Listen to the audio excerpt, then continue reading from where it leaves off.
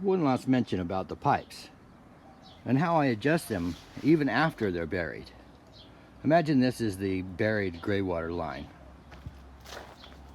Now when I installed it, I glued these two pieces together, this one that isn't there, and the fitting, but I didn't glue these two because this can act as a hinge.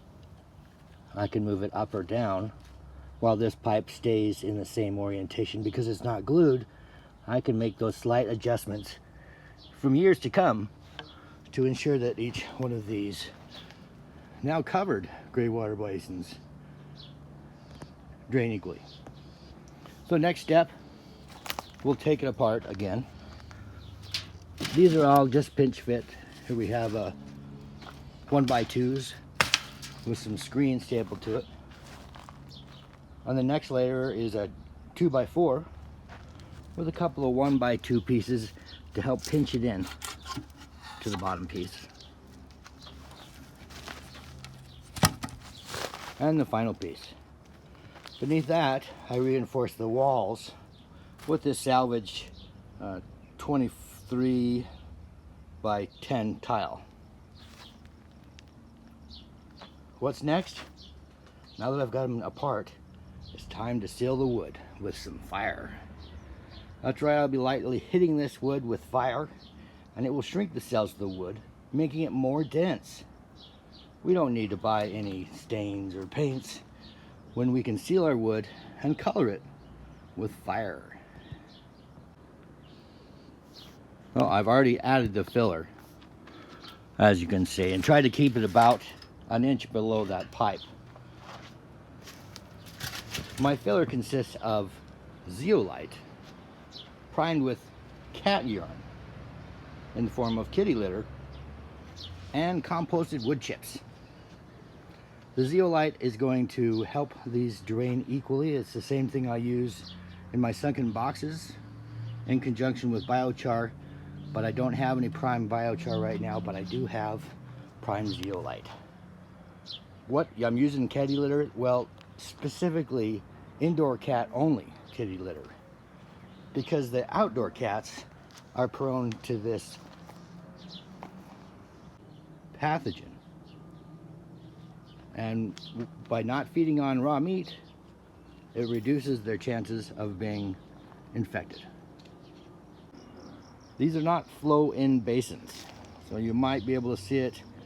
I've raised the soil around the basins just slightly and given a path for water to flow, just in case we get a good rainstorm. I don't want the water flowing into these basins and fouling my beautiful mulch.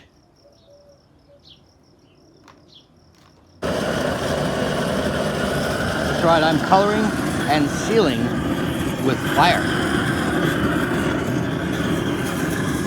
No need to go buy stains or paint for above ground wood. When you just go ahead and put some flame on it, it'll shrink the cells of the wood and making it more dense. And it gives it a beautiful coloration. You notice.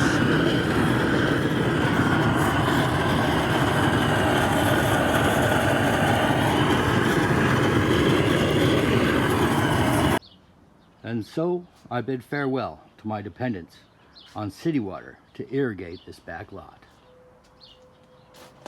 I still have a lot of extra dirt though coming up next. Time to put these back together. Look at the beautiful design the fire has made on this material. I'll just pinch it right back into the hole.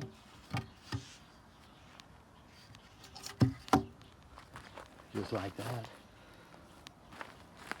And cap it off. This cap is removable, so I can just pop the cap off, toss in my vegetation, put the cap right back on again. If I need to adjust it, I can reach down and I can grab that white pipe and I can pull it up or down because it's not glued at that joint right there. And I can do that with all of these. This one's looking a little different Not quite the same type of wood, but that's what happens when you have salvage material. I'm perfectly okay with that.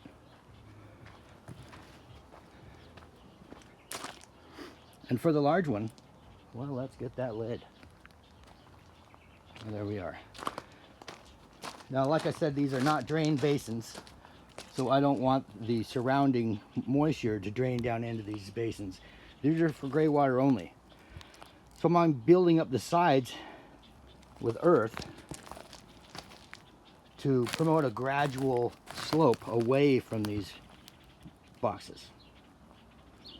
Away from the boxes and into the garden.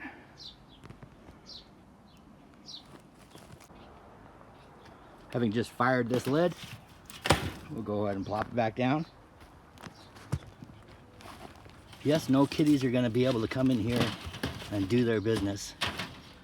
And I'm not going to fall in if I happen to misstep.